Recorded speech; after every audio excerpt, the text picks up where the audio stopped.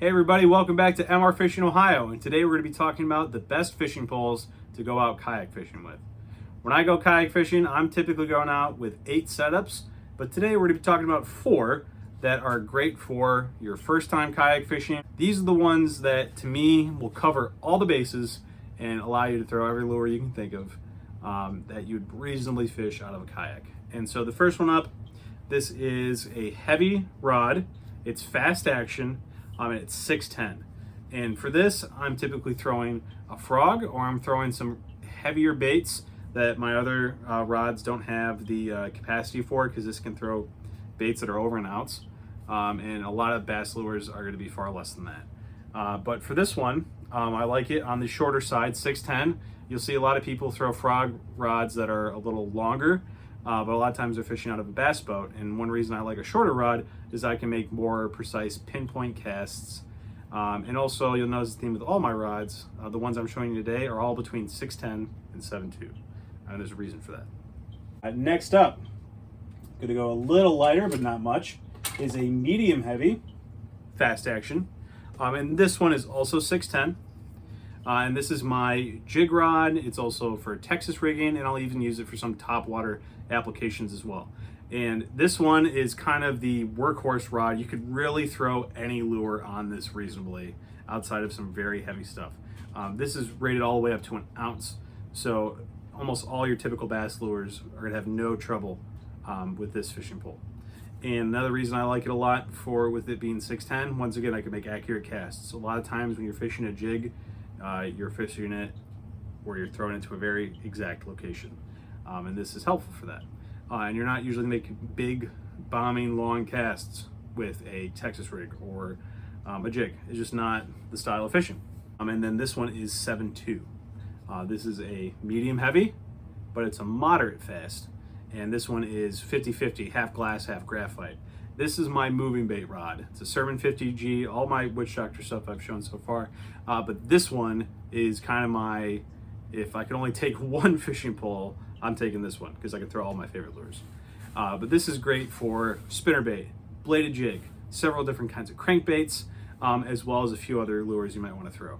And the reason this one is so good is that I can do pretty accurate casting, but I can also bomb it on open flats if I don't take my specialty spinnerbait rod for whatever reason. I do, like I said, I'll talk about those specialty rods at the end, but this is one that you're gonna wanna have. You're gonna wanna have a moderate fast rod for your moving baits. The 50-50 glass, you get the best of both worlds from glass and graphite, because there are negatives of just using one or the other. But having a blend a lot of times gives you the benefits of both without as much of the weakness of either. And then last up, this should be no surprise. If you're going out fishing for bass and you don't have at least one spinning rod, you're gonna be handcuffing yourself. And this is probably the rod that gets used more than any other bass rod on the planet, especially for people that don't know how to use a bait caster. That's a 7-foot medium fast action rod. And this is a Medicine Man from Witch Doctor. I have caught so many fish on this setup because this is what I use for soft plastics. I'm also going to throw small swim baits like your finesse swim baits, and I'll even throw some really light top waters on it. But this setup is great because it's long enough where you can make farther casts, but it's still short enough that you can pinpoint those casts a little better. Because a lot of times when you're fishing like a Texas rigged Cinco or something like that, you do want to cast it in very precise places, like holes or pockets in the grass. And yeah, those are the ones I really think you ought to have.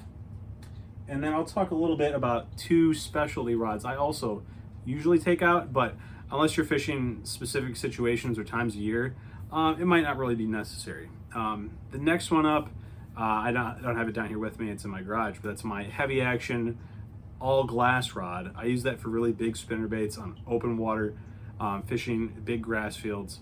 And for that, it's pretty niche, but it is helpful in a lot of the places I fish. But if you're just getting kayak fishing, not a rod I really recommend. And then the other one that is a seasonal rod is my, I have 2 of these. It's a medium rod that's a bait casting. It's 7 foot, and it is fast action with medium, so it's still pretty soft. But I use that for hard body top waters, and then earlier on in the year I'll throw lipless and then some small crankbaits on that. But at a certain point, I don't really take that rod really at all. So, and you can get away throwing a lot of crankbaits on that medium, heavy, moderate, fast rod I was talking about. That rod is kind of, you can throw any kind of moving bait on that. So that other rod kind of becomes superfluous for me, unless I'm specifically going to fish top water. So those are my choices, and I hope this helps you if you're just getting into kayak fishing, or you're looking to change up some of your choices in general. But I did mention earlier on, or I believe I did, why I have all my rods are basically the same length. So they're all between 6'10" and 7'2". I just have one rod that's longer, but 7'4", not much difference.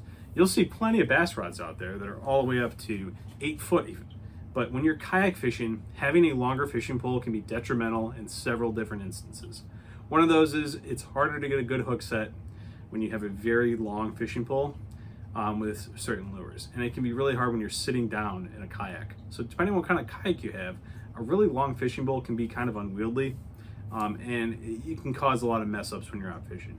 If you're someone that can stand, you might not run into it as much, but you might not have a kayak that you can stand up in, and you might not be able to stand up in a kayak.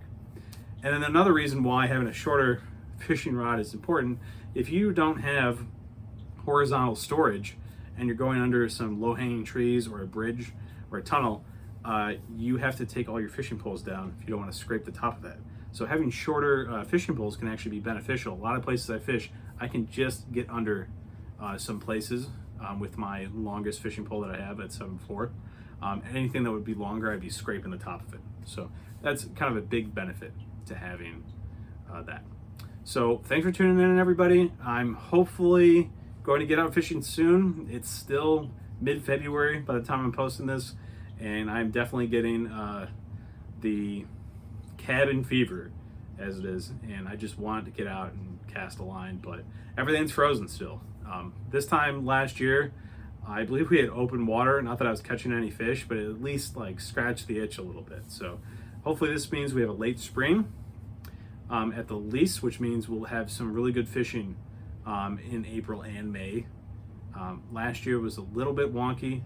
That early spring kind of threw things off a little bit, and I didn't really start catching good amounts of fish until May. So I'm hoping that this is maybe a little return to normalcy. But thanks for tuning in. I'll see you in the next one, and hopefully by March we'll be out in the water.